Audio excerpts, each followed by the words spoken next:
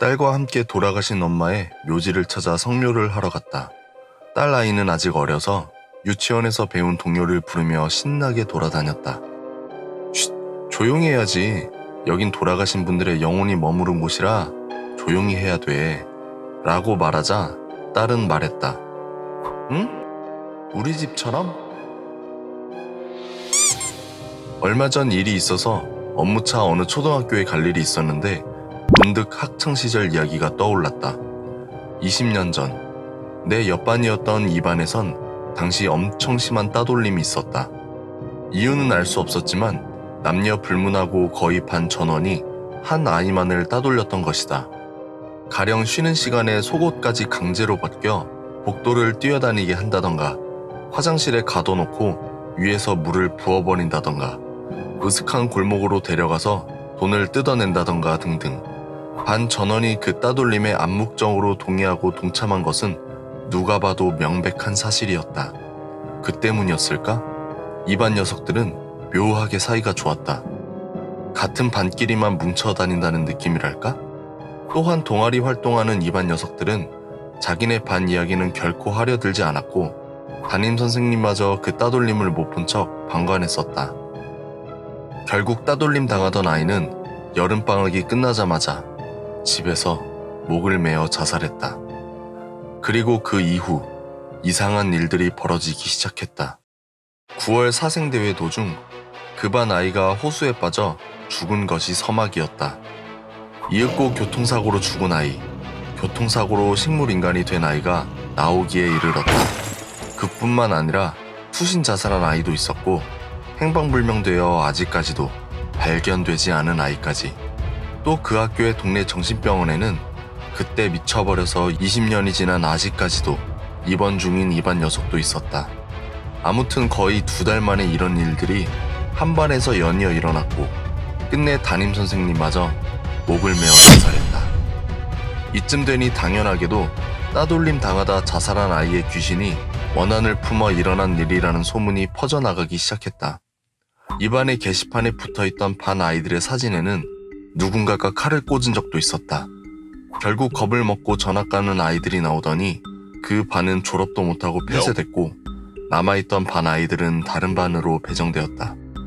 따돌림 당하다 자살한 아이는 어머니와 단둘이 함께 살았었는데 그 어머니마저 스스로 목숨을 끊었다고 한다.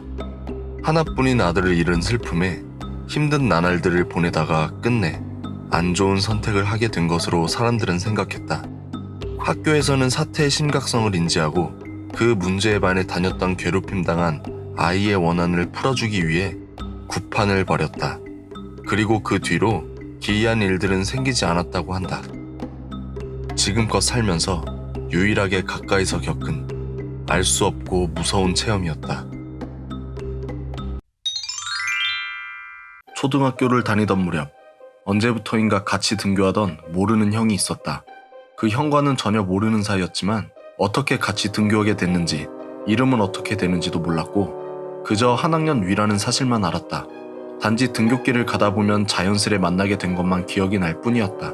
그 형과 같이 등교하면서 가끔씩 이야기도 나누곤 했는데 대부분 별 영양가 없는 이야기들이었다. 하지만 이 말만은 매일마다 웃는 얼굴로 내게 당부했다. 나에 대한 건 반 친구들은 물론이고 그 누구에게도 말하면 안 돼. 알겠지? 당시 1학년이었던 나는 말하면 안 되는 거구나 생각하고 아무런 의문도 품지 않았고 그 형이 부탁한 대로 그 누구에게도 이 형과 만난 얘기는 하지 않았다. 그리고 교문 앞에 도착하면 같이 들어가지 않고 희한하게도 형은 먼저 가라며 항상 교문 앞에서 헤어졌다. 그러던 어느 날 같은 반 친구들과 이야기하던 중 나도 모르게 그 형에 관한 이야기를 하게 됐다. 단 그 형에 대해 잘 알지도 못했기에 심도 있는 얘기를 한 건 아니고 등굣길에 매일 함께 등교하는 형이 있다는 정도만 얘기를 했다. 그리고 나서 학교가 끝났고 집에 가던 도중 누가 뒤에서 날 건드렸다. 그래서 누구지? 하고 돌아봤는데 그 형이 평소처럼 웃는 모습으로 날 보고 있었다. 그리고 그 형은 내게 나직하게 말했다. 오늘 나에 대해 학교에서 말했지? 말이 끝나자마자 형의 표정은 평소에 웃던 얼굴과는 달랐다. 입은 웃고 있었지만 눈은 웃고 있지 않았다. 죄송해요. 일부러 그런 건 아니에요. 괜찮다. 그날 이후 그 형은 두 번 다시 볼 수 없었다. 우연하게조차 볼 수도 없었다. 시간이 흘러 내가 고학년이 됐을 때 학교가 개교한 지 60주년 기념으로 전교생의 사진을 담은 기념 앨범을 제작해서 나누어 주었다. 그렇게 앨범을 받아들고 집에 왔는데 갑자기 그 형이 떠올라서 한 학년 위인 상급생들의 사진을 모조리 훑어봤지만 그 형은 보이지 않았다. 그러다 단체 사진 중에 그 형이 찍혀있는 유일한 사진을 발견했다. 여기 있다. 가운데 딱 보이네? 순간 깜짝 놀라서 뒤돌아봤더니 뒤에서 엄마가 놀란 표정으로 앨범을 보고 있었다. 엄마, 왜 그래? 괜찮아? 엄마는 한참을 놀란 모습으로 가만히 서 있다가 마음을 진정시키곤 나에게 이 아이를 어떻게 알았길래 손가락으로 가리킨 거냐고 했다. 그래서 그간 자초지종을 설명했더니 엄마는 비밀로 간직했던 이야기를 하기 시작했다. 난 누뚱이라 우리 부모님이 나이가 많으신 편이었는데 실은 약 10년 전에 엄마는 나보다 먼저 태어난 형이 있었다고 했다. 하지만 학교로 등교하다가 그만 사고로 하늘나라로 떠났다고 하셨다. 그리고 그 슬픔에 아이를 갖지 않겠다고 다짐했지만 계속된 아빠의 설득에 결국 시간이 많이 흐른 뒤 나를 낳게 됐다고 하셨다. 그렇게 성인이 된 지금까지 그때 그날 이후론 형의 영혼을 볼 수 없었다. 대신 중간에 엄마와 함께 용암 무당을 찾아갔었는데 자신의 존재를 발설하면 곧 사라지는 귀신이 있다고 했다. 그리고 무당은 죽은 형의 원혼을 불러서 이야기를 듣고 우리에게 말해주었는데 자신의 동생도 자신처럼 어린 나이에 죽을까봐 항상 등굣길에 내가 다치지 않도록 옆에서 지켜주던 소월 형이라고 했다. 그 후로 난 형의 기일마다 어린 시절에 날 생각해줘서 고맙다고 진심 어린 마음으로 기도를 올리고 있다. 아이, 멋쏠 놈들. 이 여친 있는 귀하신 몸을 자꾸 불러내서 귀찮게 하는가. 이 몸은 연애 사업하느라 아주 바쁘신데 말이지. 아오, 저 질러 닮은 새끼. 오늘 턱주갈이 날려버릴까? 진심 커플들 다 사라졌으면. 오이 흥분하지 말라고. 현수 니놈 이사했다고 해서 내가 휴지 사왔다 이거야. 앞으로 이 집에 살면서 잘 풀리길 바란다. 그 전에 여친부터 좀 만들고. 네, 왕자랑씨 휴지 내려놓고 왔던 길 그대로 돌아가시면 됩니다. 야, 자랑아, 근데 넌 여친 만든 지도 꽤 됐으면서 왜 우리한테 한 번을 안 소개시켜주냐? 너네 소개시켜줬다간 바로 헤어질 것 같아서 말이지. 갓지키 니네 얼굴 개빠았는데 내 여친이 니네 얼굴 보고 쇼크 먹으면 어캄?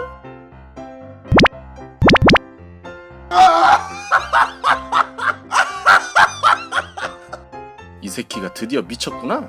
종현아, 이거 어떻게 할까? 어떡하긴, 죽이자. 야 잠깐, 너네 나한테 잘 보여야 되는 거 몰라? 그래야 내가 너네도 못을 탈주시켜줄 거 아니야. 이 양반들이 지금 상황 파악 못하네. 아이고, 자랑님, 말로만 짓거리지 마시고 실천을 좀 해보시죠. 야야, 됐어. 그냥 저 새끼 오늘 술 졸라 처먹이고 요단강 보내버리자. 넌 오늘 우리 집에서 살아서 못 나갈 줄 알아라. 허이고, 감히 이 알콜계의 왕서방님을 도발해? 니넨 오늘 다 뒤졌다. 야, 종현아, 자랑이 새끼 완전 개 뻗은 거 같은데? 저거 말로만 주당이지 소주 한 병 먹으면 항상 저지랄이라니까? 도대체 저놈의 술부심은 어디서 나오는 건지. 그러게. 야, 나한테 좋은 생각 나. 좋은 생각이라니? 뭔데? 자랑이 놈 폰으로 자랑이 여친한테 장난 좀 쳐보자고. 근데 자랑이 폰 비번 걸려있을 텐데? 걔 패턴 뭔지 내가 암. 오, 빨리 해보자. 여기 있다. 얜가 보다.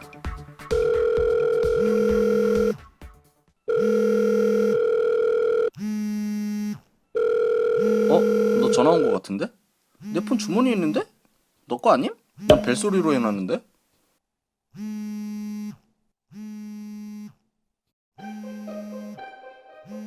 야, 저거 자랑이 가방이잖아. 얘 폰 2개나 가지고 다녔나? 에? 이거 자랑이 여친 폰 같은데? 여기에 자랑이로 뜬다. 여기 뭔 영상이 있는데? 한번 봐볼까? 자랑이 여친 어떻게 생겼는지 진짜 궁금하다.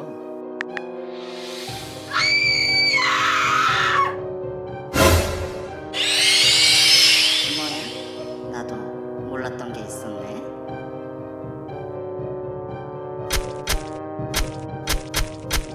내 정체를 안 이상 아무리 니들이라도 살려줄 순 없지.